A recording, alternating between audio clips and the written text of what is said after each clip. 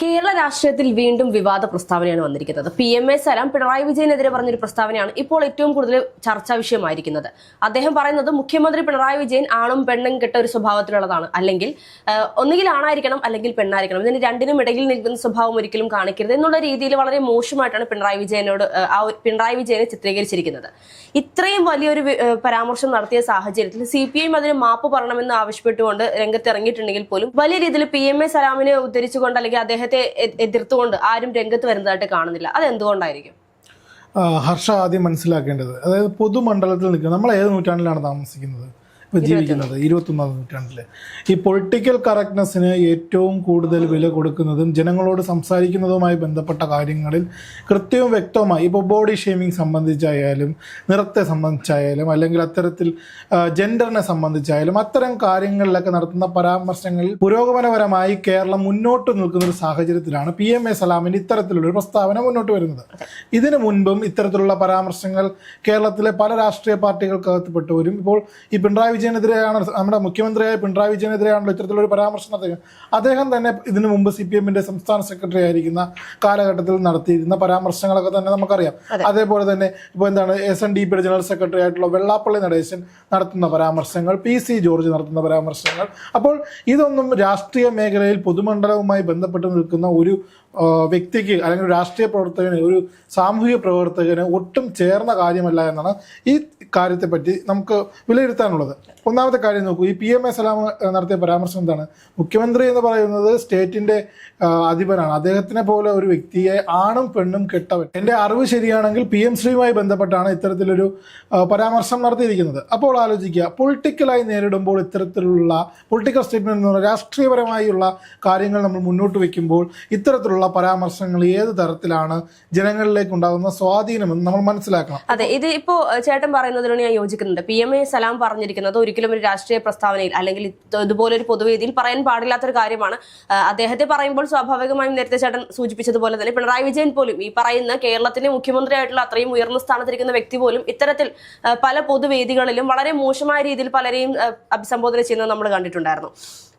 എന്റെ ചോദ്യം ഇതാണ്, ഇത്തരത്തിൽ PMA സലാം ഇങ്ങനെ ഒരു പരാമർശം നടത്തുമ്പോൾ അദ്ദേഹത്തോട് മാപ്പ് പറയണമെന്ന് ആവശ്യപ്പെടുന്ന CPIM സ്വന്തം ഭാഗത്ത് നിന്ന് ഇത്തരത്തിലുള്ള തെറ്റുകൾ സംഭവിച്ച സമയത്ത് ഈ ഒരു രീതിയിൽ എന്താ പറയാ, മുഖ്യമന്ത്രി മാപ്പ് പറയണം, അല്ലെങ്കിൽ തെറ്റ് ചെയ്തത് ആരാണെങ്കിലും അവർ മാപ്പ് പറയുക എന്നുള്ളത് നീതി എല്ലാവർക്കും ഒരുപോലെ ആയിരിക്കണം, അല്ലെങ്കിൽ നിയമം എല്ലാവർക്കും ഒരുപോലെ ആയിരിക്കണം. ആ ഒരു സാഹചര്യത്തിൽ മുഖ്യമന്ത്രിയോട് ആവശ്യപ്പെടാതെ ഇദ്ദേഹത്തോട് മാത്രം ആവശ്യപ്പെടുന്നത് എന്തുകൊണ്ടായിരിക്കാം? ഒരുപക്ഷെ മുഖ്യമന്ത്രിയുടെ ഭാഗത്ത് നിന്ന് ഇത്തരത്തിലുള്ള പരാമർശങ്ങൾ ഉണ്ടായിരുന്നില്ലെങ്കിൽ ഇതിനു മുൻപ് ഇത്തരത്തിൽ വാർത്തകളിൽ ഈ ഒരു വിവാദ പ്രസ്താവനയുമായി ബന്ധപ്പെട്ട് മുഖ്യമന്ത്രി പിണറായി വിജയൻ നിറഞ്ഞിട്ടില്ലായിരുന്നുവെങ്കിൽ CPM ആവശ്യപ്പെടുന്ന മാപ്പ് അല്ലെങ്കിൽ മാപ്പ് പറയണമെന്ന് ആവശ്യപ്പെടുമ്പോൾ ജനങ്ങളും കൂടെ നിൽക്കുമായിരുന്നില്ലേ?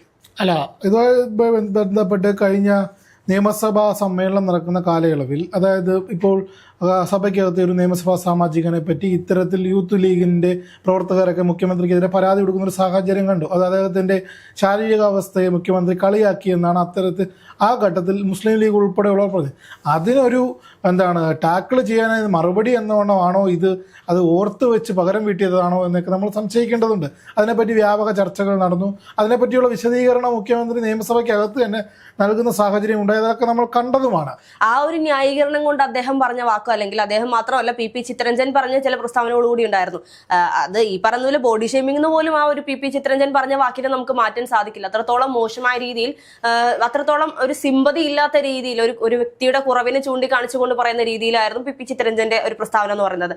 ഈ ഒരു സാഹചര്യത്തിൽ ഇത്തരത്തിലൊരു വിശദീകരണം കൊടുത്തതുകൊണ്ട് മാത്രം കാര്യമായോ? അല്ല, ഞാൻ ആദ്യമേ അതാണ് സൂചിപ്പിച്ചത്. നമ്മുടെ രാഷ്ട്രീയ പൊതുമണ്ഡലത്തിൽ നിൽക്കുന്ന ആരും സ്വീകരിക്കാൻ പാടില്ലാത്ത നിലപാടുകളാണ് പൊളിറ്റിക്കലായി സംസാരിക്കുക, ഹ്യൂമൻ പൊളിറ്റിക്കലായി സംസാരിക്കുക എന്ന് പറയുന്നത്. അതായത് മറ്റുള്ളവരെ ഹേർട്ട് ചെയ്യാതെ സംസാരിക്കുക, നിറത്തിൻ്റെ പേരിലായാലും വർണ്ണത്തിൻ്റെ പേരിലായാലും, അല്ലെങ്കിൽ ഒരുപാട് കുറവുകൾ ഏറ്റക്കുറച്ചിലുള്ളവരാണ് മനുഷ്യർ. അപ്പോൾ ഇത്തരത്തിലുള്ള സ്റ്റേറ്റ്മെൻറ്റുകൾ വരുന്നതാണ്. PM ശ്രീയുമായി ബന്ധപ്പെട്ട് ഇപ്പോൾ ചർച്ചകൾ ഉയരുന്ന സാഹചര്യത്തിൽ പിണറായി വിജയൻ RSSന് വഴങ്ങി എന്ന് പറയുന്നത് കൊണ്ടാണ്, അല്ലെങ്കിൽ RSSനെ കേരളത്തിലേക്ക് കടന്നു വരേണ്ട ആവശ്യമില്ല. അവർ ഏറ്റവും കൂടുതൽ RSS സംഘങ്ങൾ പ്രവർത്തിക്കുന്ന ഒരു സംസ്ഥാനമാണ് കേരളം. അത്തരം ഒരു സാഹചര്യത്തിൽ അത് കൂട്ടുപിടിച്ചുകൊണ്ട് ഒരു B ടീമായി വഴങ്ങിക്കൊടുത്തു. അതിനെയാണ് PMA സലാമിനെ ചൊടിപ്പിച്ചത് എന്നാണ് ഈ ഘട്ടത്തിൽ അറിയാൻ കഴിയുന്നത്. അപ്പോൾ CPIയുമായിട്ടുള്ള പടലപ്പിണക്കങ്ങൾ അതെല്ലാം തന്നെ ഓർത്ത് വെച്ചുകൊണ്ട് അദ്ദേഹം സ്റ്റേറ്റ്മെന്റ് കൊടുത്തത്. ചില ഇപ്പോഴൊക്കെ നമുക്കറിയാം, നമുക്ക് പണ്ട് കാലങ്ങളിൽ നമ്മൾ കുറച്ച് വർഷങ്ങൾക്ക് മുമ്പ് നമുക്കറിയാവുന്ന കാര്യമാണ് ഈ ശ്രീമാൻ തിരുവഞ്ചൂർ രാധാകൃഷ്ണൻ അദ്ദേഹം നടത്തിയ ചിലപ്പോൾ ഒരു ഒഴുക്കിൻ്റെ ഫ്ലോയിൽ ഇപ്പോൾ ചാനൽ ചർച്ചകളിലൊക്കെ ജ്യോതികുമാർ ചാമക്കാലയും സന്ദീപ് വാര്യരുമായിട്ടുള്ള ചർച്ചകളൊക്കെ നമ്മൾ കണ്ടിട്ടില്ലേ? നീ ആരടാ, മോദിയുമായി ബന്ധപ്പെട്ട് മാതൃഭൂമി ചാനലിൽ വന്ന ചർച്ചയാണ്. അപ്പോൾ നമ്മൾ സംസാരിച്ചു വരുന്നതിൻ്റെ ഇടയ്ക്ക് വികാരത്തള്ളിച്ചയുടെ ഇടയ്ക്ക് നമ്മളുടെ നാക്കുപിഴകൾ സംഭവിക്കാം. അതൊക്കെ മാറി. ഇപ്പോൾ രണ്ടുപേരും നീ ആരടാ KPCC ജനറൽ സെക്രട്ടറി, അപ്പോൾ നീ ആരടാ ആ ട്രോള് KPCC ജനറൽ സെക്രട്ടറി, രണ്ടുപേരും KPCC ജനറൽ സെക്രട്ടറി. അത്തരം കാലം തിരിഞ്ഞു കുത്തുന്ന ഒരുപാട് കാര്യങ്ങളുണ്ട്. അത് വളരെ ട്രോൾ മെറ്റീരിയലായിട്ടൊക്കെ ഫേസ്ബുക്കിൽ അതേപോലെ കറങ്ങി നടക്കുന്നുണ്ട്. മറ്റൊരു കാര്യം, പിണറായി വിജയനുമായി ബന്ധപ്പെട്ട് കടന്നു വരുമ്പോൾ അദ്ദേഹത്തിന് ഉയർത്തിക്കാട്ടുന്ന പ്രധാന വിഷയം എന്താണ്? നേരത്തെ അദ്ദേഹം നടത്തിയ സ്റ്റേറ്റ്മെന്റുകളാണ്. മുഖ്യമന്ത്രി ആകുന്നതിന് മുമ്പ് നടത്തിയ കടന്നാക്രമിക്കുന്ന ഒരു CPM പാർട്ടി സെക്രട്ടറി ആയിരുന്നു പിണറായി വിജയൻ. അപ്പോൾ നമ്മൾക്ക് എല്ലാവർക്കും ഓർത്തു വയ്ക്കാൻ കഴിയുന്ന കേരള സമൂഹം ഏറ്റവും കൂടുതൽ ചർച്ച ചെയ്തതുമായ ഒരു വിഷയം എന്ന് വെച്ചാൽ കൊല്ലത്തിന് ഇപ്പോഴത്തെ MP ആയ NK പ്രേമചന്ദ്രൻ മുന്നണി വിടുന്ന ഒരു സമയത്ത് നടത്തിയ ഒരു പ്രസ്താവനയാണ് പരനാറി പ്രയോഗം. അപ്പോൾ കേരളത്തിൽ ഒരുപാട് ചർച്ച ചെയ്യണം. അതിനെപ്പറ്റി വിശദമായ ഡീറ്റെയിലിംഗ് ഒക്കെ അതായത് ഇടതുപക്ഷ മാധ്യമങ്ങളും ഇടതുപക്ഷ ഹാൻഡിലുകളും എല്ലാം തന്നെ അത് ഫേസ്ബുക്കൊന്നും ഇത്രയും സജീവമല്ലാത്ത കാലമല്ലാത്തത് കൊണ്ട് തന്നെ പലതരത്തിലുള്ള എഴുത്തുകളൊക്കെ പലയിടത്തും പ്രത്യക്ഷപ്പെട്ടിരുന്നു. പരനാറി ആയിരുന്നാൽ എന്ത്, പരനാറി എന്ന് പറയുമ്പോൾ സുഗന്ധം പരുത്തുന്നവൻ എന്ന തരത്തിലുള്ള ചർച്ചകളൊക്കെ ഉയർന്നു. അതിനുശേഷം എന്താണ്, അതിനു മുമ്പ് തന്നെ AK ആൻ്റണിയെ പൊക്കം വെച്ച് കളിയാക്കുന്ന ഒരു സാഹചര്യം ഉണ്ടായിരുന്നു. ആറാട്ട് മുണ്ടൻ എന്ന് വിളിച്ച് കളിയാക്കുന്ന ഒരു സാഹചര്യം ഉണ്ടായിരുന്നു. അതൊക്കെ പൊളിറ്റിക്കലായിട്ടുള്ള വലിയ പരാമർശങ്ങളാണ്, തെറ്റാണ്. അപ്പോൾ അതുകൊണ്ടൊന്നും തീരുന്നില്ലല്ലോ. പിണറായി വിജയനെ സംബന്ധിച്ച് നോക്കുകയാണെങ്കിൽ ഒരു തവണയോ 2 തവണയോ ആണെങ്കിൽ ഓക്കെ. പിണറായി വിജയനെ സംബന്ധിച്ച് PR എഴുതി കൊടുക്കുന്നതിനപ്പുറത്തേക്ക് എന്ത് വായിച്ചാലും അല്ലെങ്കിൽ എന്ത് പ്രസംഗത്തിൽ പറഞ്ഞാലും ഇത്തരത്തിൽ എന്തെങ്കിലും വിവാദങ്ങൾ ഇട്ടുകൊടുത്തുകൊണ്ടാണ് അദ്ദേഹം വായടക്കുന്നത്. അതിനുദാഹരണമാണ് ഏറ്റവും ഒടുവിൽ നേരത്തെ ചേട്ടൻ സൂചിപ്പിച്ചതുപോലെ 8.25 അട്ടിയിട്ടതെന്ന് പറഞ്ഞ് കഴിഞ്ഞ നിയമസഭയിൽ ഉണ്ടായിരുന്ന ഒരു പ്രസ്താവന എന്ന് പറയുന്നത്. ഇതിനു മുൻപാണെങ്കിൽ പോലും ഒരു തവണ തെറ്റ് സംഭവിച്ചാൽ പോലും അതിനെ ന്യായീകരിച്ചുകൊണ്ട് അല്ലെങ്കിൽ ഈ പറയുന്ന രീതിയിൽ പിണറായി വിജയൻ എന്ത് പറഞ്ഞാൽ അതിനെ ന്യായീകരിക്കുന്ന ഒരു പാർട്ടിയായി CPM മാറി എന്നുള്ളത് ഒരു വാസ്തവം തന്നെയാണ്. പക്ഷെ അപ്പോൾ നമ്മൾ ചിന്തിക്കേണ്ടത് PMA സലാം പറഞ്ഞ പ്രസ്താവനയ്ക്ക് ഒരിക്കലും ന്യായീകരണവുമായി ആരും രംഗത്ത് വരുന്നില്ല, മറിച്ച് അദ്ദേഹത്തെ വിമർശിച്ചുകൊണ്ട്.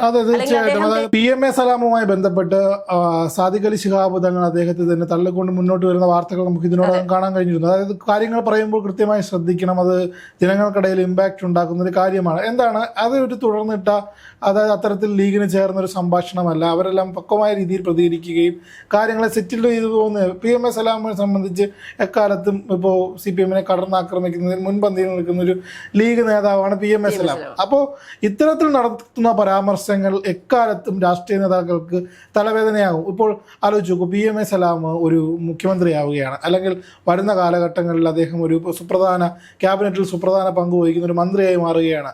അപ്പോൾ അദ്ദേഹവുമായി ബന്ധപ്പെട്ട് ഈ സോഷ്യൽ മീഡിയയുടെ വലിയൊരു AI സാങ്കേതിക വിദ്യ വളർന്നു നിൽക്കുന്ന വലിയൊരു കാലഘട്ടത്തിലാണ് നമ്മൾ ജീവിക്കുന്നത്.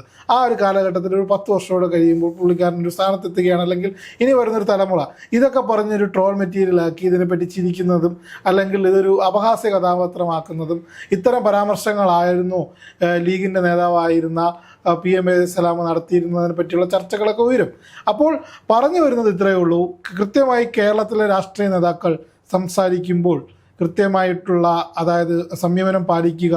വികാരത്തള്ളിച്ചയിൽ വരുന്ന പല വാക്കുകളും, ഈ വാവിട്ട വാക്കും എറിഞ്ഞ കല്ലും തിരിച്ചെടുക്കാൻ കഴിയില്ല എന്നൊക്കെ പണ്ടത്തെ പഴഞ്ചൊല്ലുകളിലൊക്കെ പറയാറുണ്ട്. അത്തരം ഒരു സാഹചര്യത്തിൽ കേരളത്തിലെ ഏത് രാഷ്ട്രീയ നേതാവായാലും അവർ സ്വീകരിക്കുന്ന നിലപാടുകളിൽ, അവർ സംസാരിക്കുന്ന കാര്യങ്ങൾ സംശുദ്ധി വേണം.